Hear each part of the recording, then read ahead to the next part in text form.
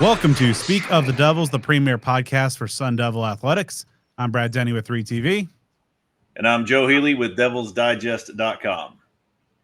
Joe, last week when we were on Arizona's Family Sports Network with our TV show, we were talking about the Sun Devil baseball team maybe peaking at the right time, heading into the final regular season series because they were primed to make a postseason appearance here and had a chance to come away with a Big 12 regular season title. Things did not turn out as such. Man, the difference that a week can make, as you mentioned, Brad, when we were recording our TV version of the show last week, ASU was doing battle with Grand Canyon. And for those of us who saw that game, one of the most incredible half innings I've ever seen, where ASU went in tied and ended up run ruling the Lobes 17-7, I believe, with a 10-run inning. So momentum was at a very, very high level. And superstar Isaiah Jackson had the grand slam and everything. Like, ASU was rolling after that game. You figure they go into Stillwater, Oklahoma to play the Cowboys, a team that was picked in the preseason to win the conference, but it really struggled throughout the entire year. But what ended up happening is ASU went in there and for the first time all year was swept and fell from second in the conference to fifth. So in this episode, we'll break down a little bit of what happened and what we're looking ahead to as ASU starts the Big 12 tournament in Arlington, Texas here this week. And to help us do that, we'll be joined by Jack Loder, a good friend of the program, to get his expertise and insight as to what's going on with this program right now. Was that just a unfortunate bump in the road, or is that a cause for concern? But before we head to the Diamond, Joe, let's catch our folks up a little bit on the positive momentum that has been continuing to happen with ASU football's 2026 recruiting class. A couple of commits to tell you about since our last full podcast episode. Three-star linebacker Oscar Aguilar, 6'3", 215-pounder, great frame for a linebacker there. Has played some defensive line in high school. Looks like he's going to be moving to play linebacker under AJ Cooper at the second level in Tempe. A Cali Devil continuing that movement there, so a good piece for the Sun Devil defense. Yeah, no, that's a good addition, a three-star player, someone that might be more of, a long-term development or someone that could be an under-the-radar caliber player. But, you are at the point with the staff where you trust their analyses and their evaluations on players. So whether they're the 4- or 5-star variety or someone that might be of a slightly lesser level of fanfare on the recruiting sites, you trust what these coaches are doing. And also on the Sun Devil defense, got another commitment most recently from three-star corner Daquan Dunn. A great size for a corner, 6'1", 178-pounder, and shocking, Joe, he's from Texas. Yeah, but he's from the Dallas area there, if I'm not mistaken, and someone who's got a handful of offers from across the Big 12. As you mentioned, the size, that's a huge deal. That's something that you can't coach size, as they say. And, with that, ASU up to 13 commitments, 15th in the country. So, that whole top 15 narrative that we heard years ago, things are kind of working their way in that direction. And some more good news on the recruiting front could be coming soon. As of this recording, recording this on Tuesday night, Wednesday afternoon, linebacker Mason Martin is set to announce his commitment. He was a recent visitor to ASU, as well as a few other blue chip guys that ASU is very, very much in the mix for. So that ranking, as we said, number 15 right now, could be moving up here in the days and weeks ahead. So perhaps, head over to the huddle on devilsdigest.com, Joe, and so those folks can get a little heads up on some of the good news. Yeah, exactly. ASU's had some very, very busy recruiting visit weekends in the last month or so, and it's paid dividends, in the past several weeks, and we'll see if the most recent crop of visits does a similar thing. And it's great to see, ASU stockpiling its class this early in the game. I think that's kind of becoming more of the case than it was previously.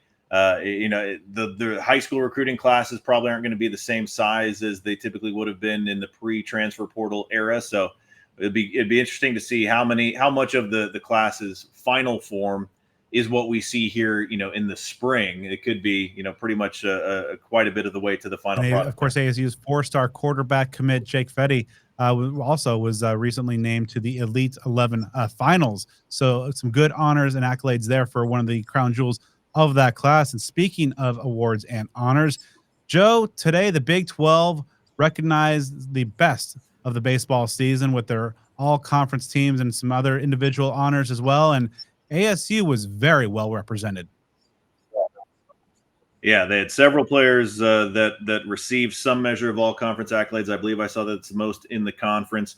So starting with that list, Matt King, who's having an incredible year. He was Big 12 co-newcomer of the year. And then ASU had 4 players on the all-conference first team, one of which was King. Isaiah Jackson, of course, he's just had this meteoric rise. I'm sure there are a lot of folks that are wondering why he wasn't selected as the conference player of the year. And that makes sense because, he's had a very, very, very good season, but he's had such a rush of performance in recent weeks. So it makes sense that, maybe he just really is skyrocketing at the right time. Elsewhere for ASU on the first team, Landon Hairston having an incredible freshman season, and Cole Carlone out of the bullpen, a first team selection as well. Infielder Kyle Walker and pitcher Ben Jacobs are second team honorees. And then there were a handful of honorable mentions as well. And then Landon Hairston was a member of the all-conference, all-freshman team. So when it comes to a guy like Hairston right there, you got to make sure that you're doing what's necessary to keep him around. ASU sadly has been burned quite a bit by true freshmen, the likes of Luke Hill and Ethan Mendoza and Thomas Burns, who've played great as true freshmen at ASU and then chose to transfer. So keeping Hairston going to be a big deal there. The names that were on the honorable mention list for ASU: Brandon Compton, Kian Vu, Jacob Tobias, Lucas Kelly, Jack Martinez, and Josiah Cromwick. So several Devils have been selected for postseason honors, which is, even though there's some unrest and frustration and some tension right now after that last weekend sweep, that's still a great thing to see for the program, to all these players getting such Really awesome to see the kind of growth. Some of the guys that really outperform, maybe come out of nowhere, like a Hairston, and some good performances out of the bullpen from Cole Carlone as well.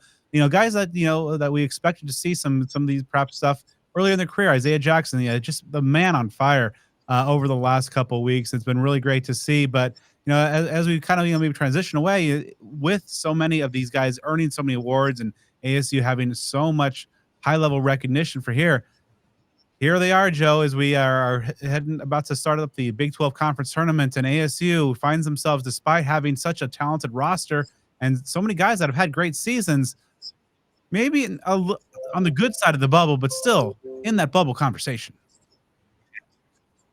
Yeah, and so that naturally it's been a frustrating, I guess not week where we are right now, recording on Tuesday, maybe just a frustrating 5 days or so. It was a series from hell played out in Stillwater, Oklahoma, against the Cowboys there Thursday, Friday, Saturday of last week. ASU, as I'm sure you know, swept in those 3 games. As we mentioned, the first sweep that ASU's had, been on the receiving end of a sweep all year. Thursday was a 6-2 outcome. Friday 9-6. Saturday 7-4. So they're outscored 22-12 over the series, and this is by a team, Oklahoma State, as some of you may have heard us talk about on our TV episode last weekend. They came into that series with tied for the lowest batting average, I believe, in the conference, the fewest runs, just not a solid offense, and they were putting up 22 runs over 3 games. ASU's best chance to win was on Saturday. They were up 4-3 entering the 7th, but allowed 4 runs to Oklahoma State in the bottom of the 7th inning. So just a truly, truly frustrating series.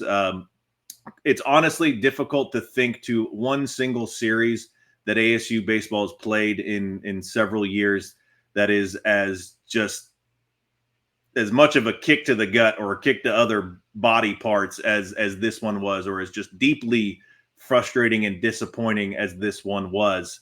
And essentially I'll draw out why. ASU entered that series second in the conference.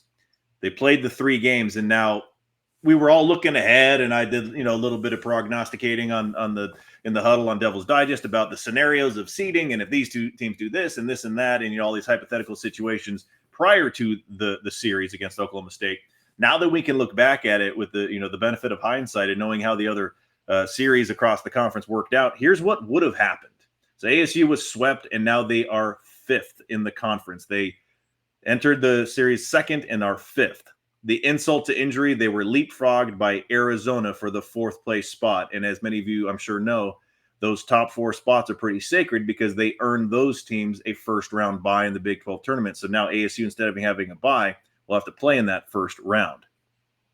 If ASU would have won just one of the 3 games last weekend, they would have finished 3rd in the conference by way of tiebreakers. If they would have won 2 of the 3, they would have at worst finished 2nd place.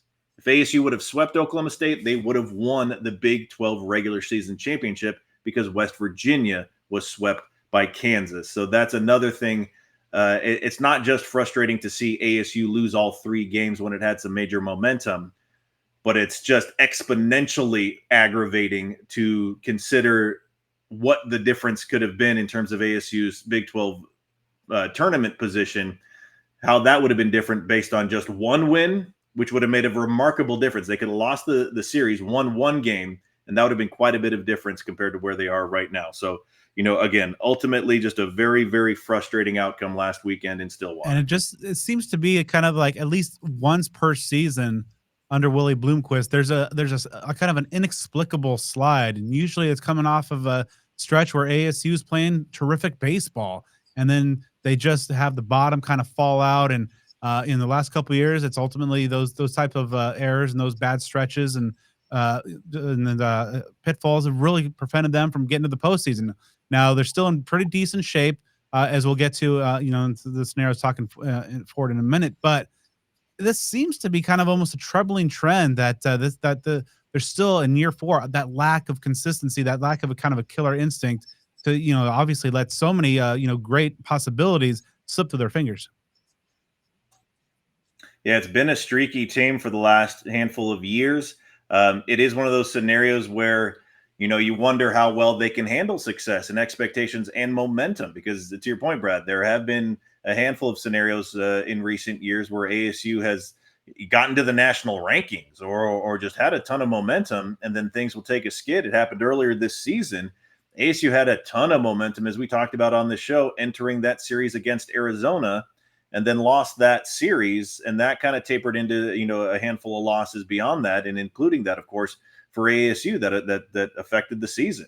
Where they are in those Big 12 standings, a game or two here or there, and I know that seems like such a overused way to describe things. Is just a game off, just one little twist of the dial, a game here, a game there. That's really been sadly a narrative that has haunted this team over the last few years, because they barely missed the postseason each of the last couple of years, perhaps by a game or two. And now they're only a couple games away from a significantly better standing in the Big 12 or even a Big 12 conference championship. So, that is something that certainly carries a great deal of frustration with it. Now then, ASU does have the opportunity to try to bounce back. As you mentioned, the expectation, generally speaking, is still that ASU, as it is right now, is an NCAA tournament team. If you look at some of the projections from the likes of D1 Baseball or these other reputable websites, they do have ASU in, so that's certainly encouraging.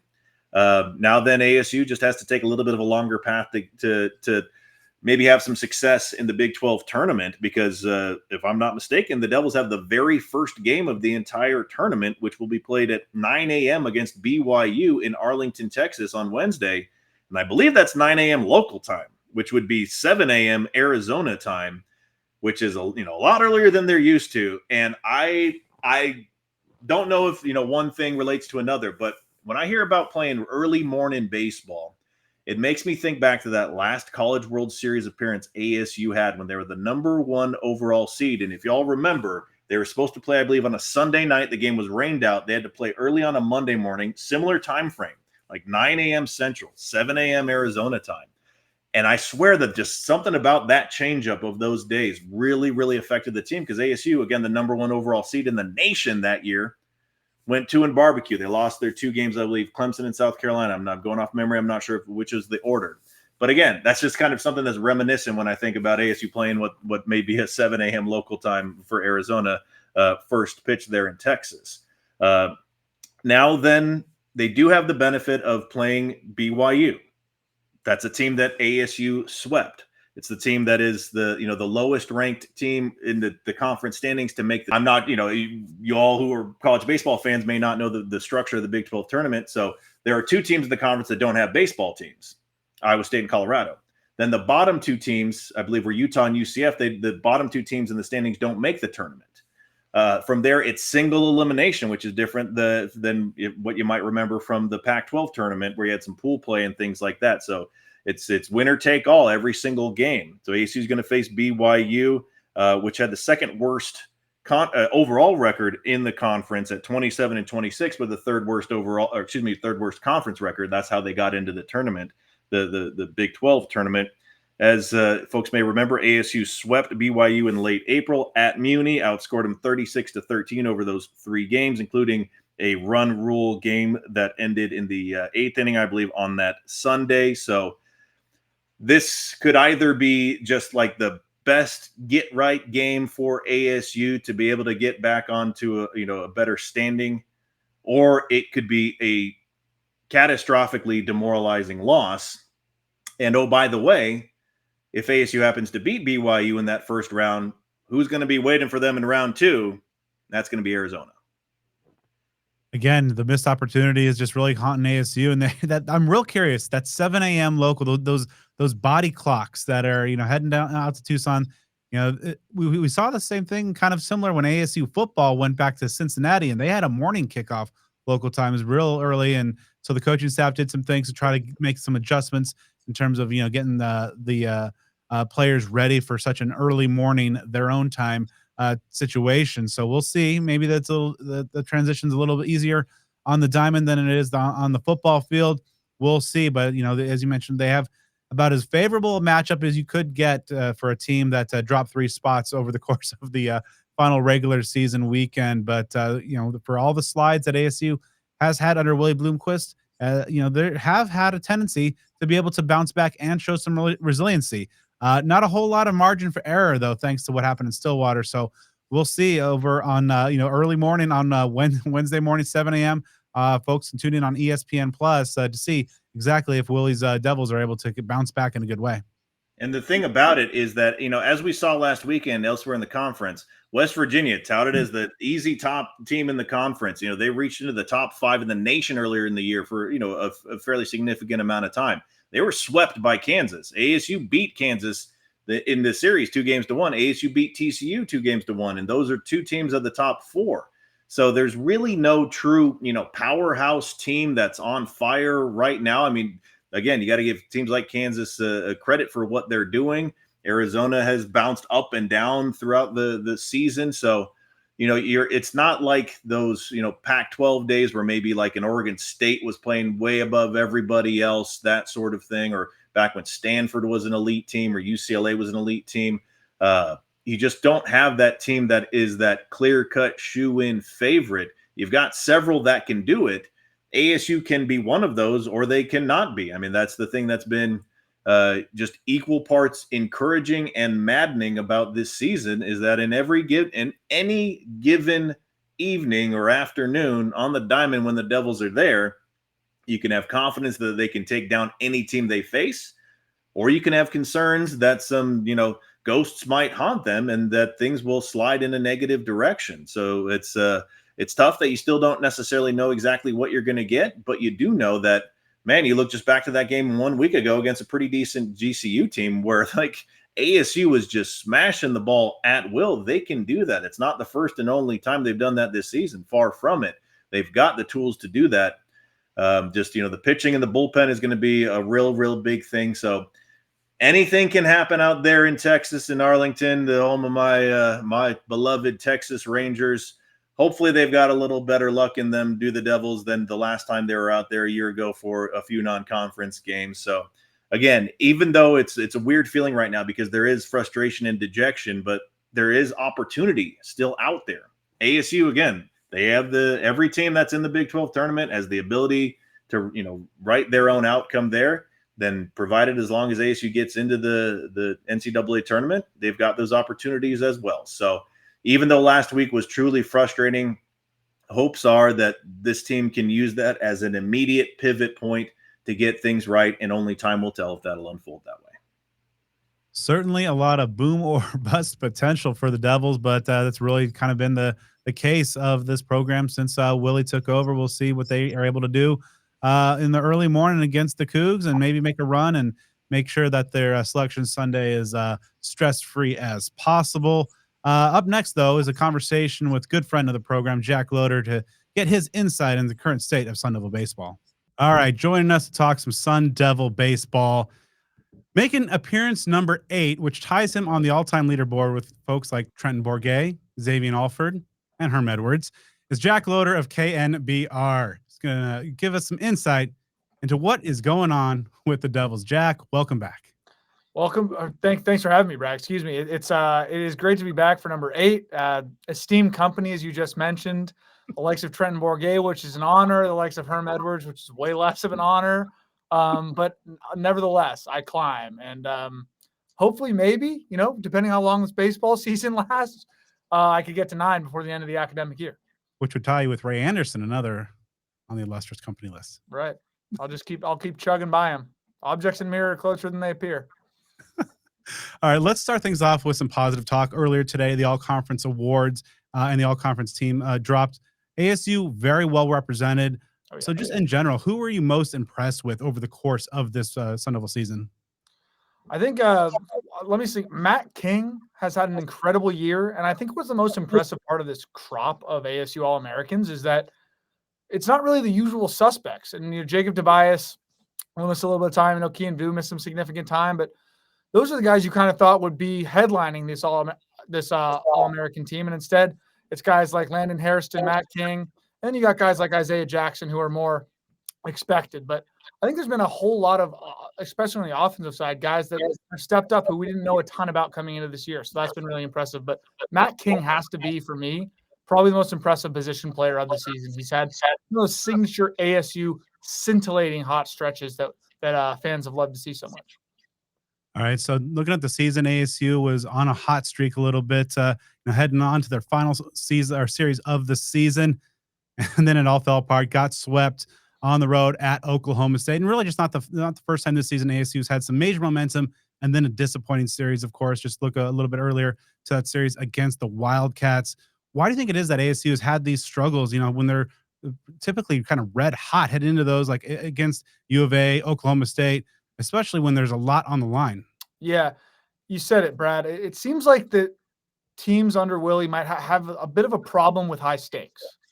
It's been a theme. And in 2023, they were so good throughout April, and kind of at the end of April when the calendar turned to May, and it kind of looked like, hey, you could have a chance at the Pac-12 regular season title. You have a real chance to host. They really floundered against good teams, albeit, but still, you want to be playing your best baseball in May against the best teams. This season, obviously, they've been good in May up until this last weekend, and it kind of looked and said, hey, the situation going into this last weekend was you win one game, that doesn't mean you'll win the conference. You could win the conference outright title, but if you win one game, you're not going to be sweating at all on the selection Sunday. They got swept, and if they lose tomorrow morning to BYU, they're going to be sweating. And I think based on what I've heard from a couple of people who are more in the know than me, ASU should probably be in either way. But they've given themselves a much tougher draw. They're a low 3 now. They could have been a pretty mid 2 seed. So I think these teams and this team has a bit of an issue grasping the stakes and saying, hey, this is what the situation is. We've earned this right, but now we have to prove that we belong here. And so far they haven't done that. I hope they do it this week in Arlington. And if they are fortunate enough to get to a regional, which they should, make some noise there. But that's when the stakes are even more personified. So it's not going to be like the pressure's any lower. So how, given the disappointment in Stillwater, how likely do you think that there's going to be a hangover effect that might bleed into that appearance, tomorrow morning against BYU? Or do you think that this is a team that it's primed to be able to shake that off a little bit and make a run in Arlington?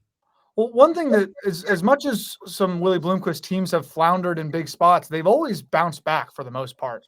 And when people are down on the program and people around the program aren't believing in the team, that seems to be when they kind of pull themselves up by their bootstraps and respond. So I'm really confident. I think if starting pitching can give them a couple good outings in Arlington, if the bullpen can hold up, this ASU team has a chance to win 3 or 4 games and win that tournament title. That's how volatile things are in this conference and within this program. So I don't doubt their ability to get up off the mat, but right now I'm not going to say I'll believe it until I see it. As we know, Graham Rossini is a big baseball guy, was instrumental in bringing Willie Bloomquist on as the head coach at Arizona State. Do you think that those elements might give Rossini, more of a leash to Willie in terms of just trying to figure things out, get to that first postseason, make a run? Or do you think that, Rossini's baseball background might have him to have higher expectations for the program that, certainly the ASU program and the fan base haven't seen them reach in the last several seasons?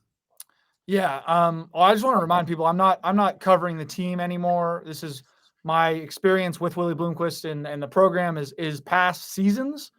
But I do know, like you said, Graham Rossini was huge in bringing Willie on. He was really excited. He's always had Willie's back, but it is a results-based business. Willie knows that, and it's Graham's job to act on that if things don't happen. And I think I said at the beginning of the year, if the ASU doesn't make a regional, and I probably still stand on that opinion, if they don't make a regional, if they flounder tomorrow and they find themselves on the wrong side of the bubble, and even if they sneak in and have a bad regional showing, I think there's a big chance that Willie Bloomquist could see his tenure with Arizona State end. That being said, I know that Graham is a really loyal guy. He's a strong leader who believes in Sun Devil ties.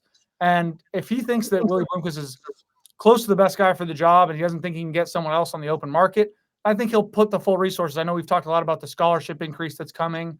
Willie Bloomquist recruits really well. He has a great eye for talent. Obviously, he's a guy who played in the major leagues and had an illustrious career. So there's a whole lot of positives, but it is a results-based business. And I think if you had said to Willie Bloomquist at the beginning of his tenure in the summer of 2021, almost 4 years ago now, that how would you grade your first 4 years if you didn't make a tournament? I think he'd be the first to say that was an abject failure. So if ASU is on the wrong side of things this weekend, I think that seat is going to be very hot for Willie Bloomquist. But again, they should get in. I think one thing that this team can really do to make sure that Willie is the head coach going forward is win a game or two at that regional, obviously get out of the regional, make it to a super, but give fans that that care so much about this baseball program something to cheer about in May and June. I think that's really of paramount importance right now. As you mentioned, despite that disappointment in Stillwater, they're still right now in the projections to make a postseason, even though they might be sweating a little bit on Sunday. Where do you see kind of the range in terms of where they could potentially see a seed, and how that aligns to how much work they got to get done and pile up those wins in Arlington? Yeah, if they had gone and taken 2 out of 3 from Oklahoma State or swept Oklahoma State, won the conference title, they'd probably be in the mix for hosting. But I think what the realistic expectation going into this past weekend was that ASU would be inside that top 32, get on the 2 seed line, and have a more fortuitous first round game in a regional. They've lost that luxury. They're going to be a 3 if they're in, and with that becomes a tougher 2 seed. A tougher 1 seed wherever you go. I've seen projections of them going to Atlanta, to Georgia Tech. I've seen projections of them going to Tallahassee and Florida State.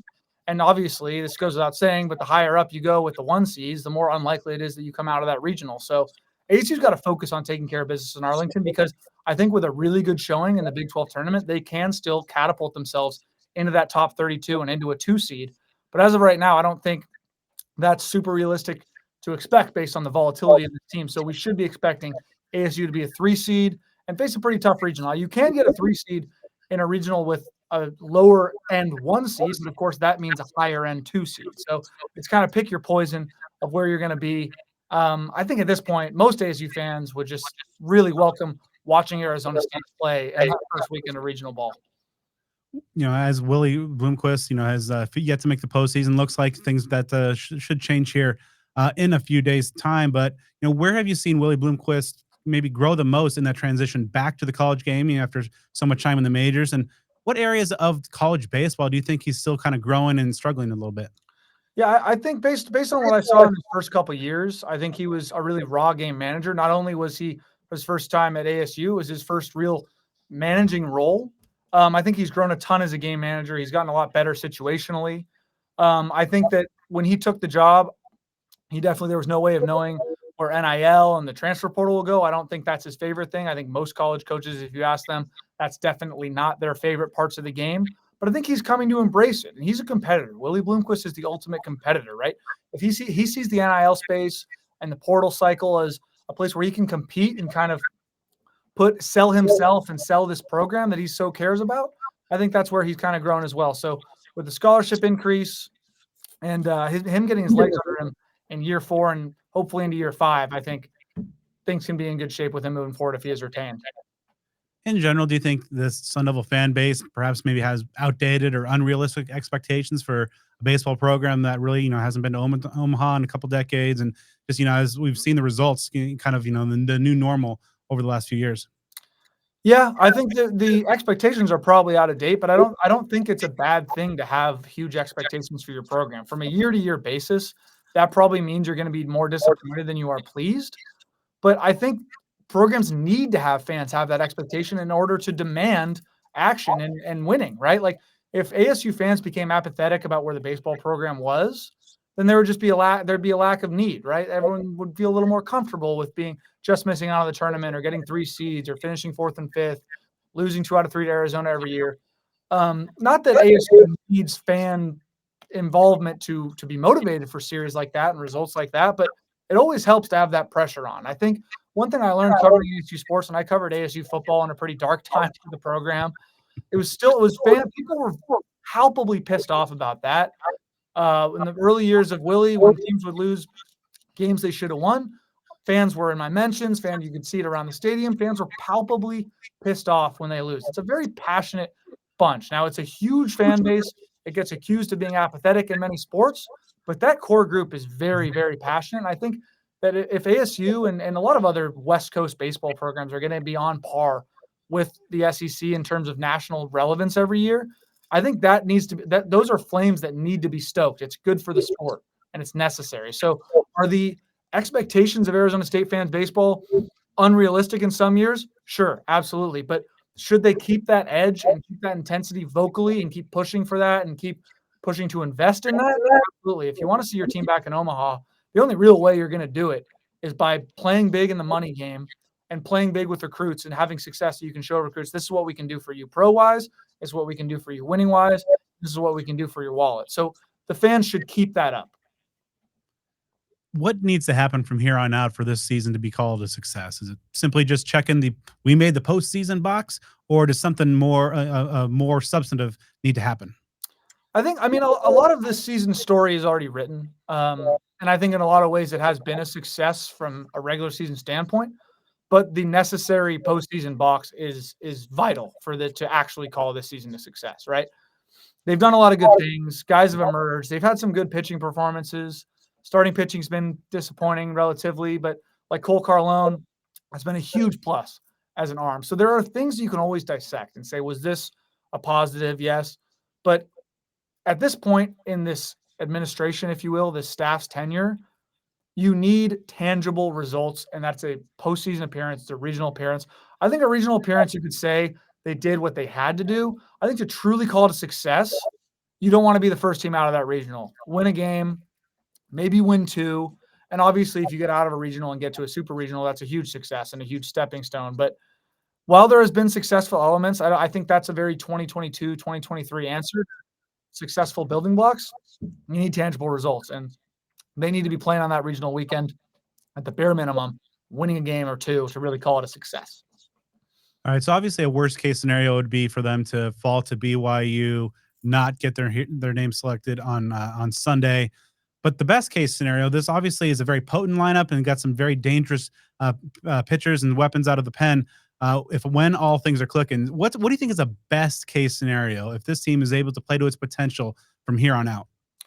They have the talent to win the Big 12 tournament. I think it's naive to say, any team can win it. I think they could get hot, but I think the best case scenario, win a couple games in that Big 12 tournament, maybe 3. They're playing late in that tournament. They get that 2 seed and they go to a regional that's ultra competitive, but one where they are the better team of the 3 and 4s. And obviously, with the team that's hosting the regional, you're going to have to get a little lucky, play really well to unseat them. But if you can be in the driver's seat against that 3 and 4 seed, you're only going to get that now with Big 12 tournament success. So get to the Big 12 semis, maybe get to the Big 12 championship. And it is baseball. Anything can happen. If you're playing that deep, you can win it. They're capable of winning it. But I think a realistic best case scenario expectation for this ASU team right now is winning a couple games in that Big 12 tournament, playing in that Big 12 Final Four, and then winning a game or 2 in the regional and falling to a 1 seed in a regional at that 1 seed's host stadium would be a resounding success at this point for Arizona State. All right, so that's the best case scenario, and I'm going to put you on the spot with this last question.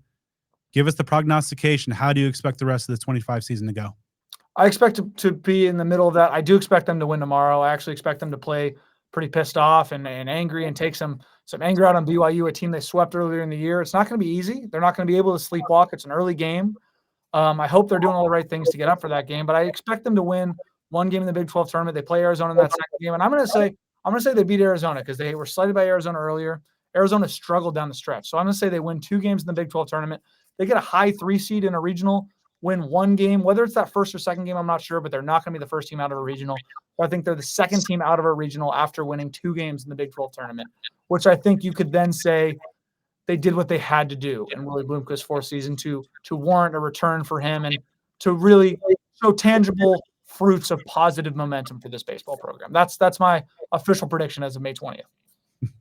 All right, Jack, always great getting you on the show. Appearance number 8 was a rousing success, and hey, maybe if they get to the postseason, finally we'll have you on next week to give a little postseason preview. You know, I'll be ready for it. You want to run any football by me? What's the outlook right now? Is we're 3 months away from kickoff? Oh, I mean, it just have you made your reservations for the playoff? The playoff schedules came out, so the path to major bowls. That's going to be the only way I get to see Arizona State football this year because I'm not going to be able to see them in the regular season. So hopefully they're playing in a New Year's Bowl. How good does it feel to just be so excited for ASU football, right? Like usually at this point of the year, we're kind of thinking who could come out as a star, as a rising star? Could this team get bowl eligible? It's really refreshing to be like, wow, if we don't make the college football playoff, I'm going to be disappointed. Yeah, weird expectations. I know expectations have long been a nemesis of Sun Devil fans, especially when it comes to football. But if you want to move on up in this world, you got to start dealing with the higher expectations. So it's a new era. Don't tell Kenny Dillingham that expectations are the enemy. And that's going to do it for this episode of Speak of the Devils. I'd like to thank our friend Jack Loder for sharing his insight into ASU baseball, tying Herm Edwards on the list, and maybe if the Devils make the the regional next week, we can get him on for postseason preview and take down Ray Anderson. In the meantime, stay with us on the social media side of things. Follow the show on Twitter at SOTD Podcast, on Instagram at Speak of the Devils. Subscribe on YouTube, follow on Facebook, and give me a follow on all things social at BDenny29. And you can follow me at Joe Healey 42. As always, a huge thank you and shout out to our sponsors: Cactus Sports, Jones Auto Group, Burrito Express, DevilsDigest.com, Spaghetti Shack, and Sun Devil Family Charities, as well as Home Field Apparel, where you can get 15% off your first order at homefieldapparel.com by using offer code SUN24. That's SUN24 at checkout. Tons of great Sun Devil stuff there. Support the good brand and give us a 5-star review on the podcast platform of your choice after you've done supporting our amazing lineup of sponsors. Joe and I will be back next week, thinking optimistically here, to preview ASU baseball's first postseason trip in a few years.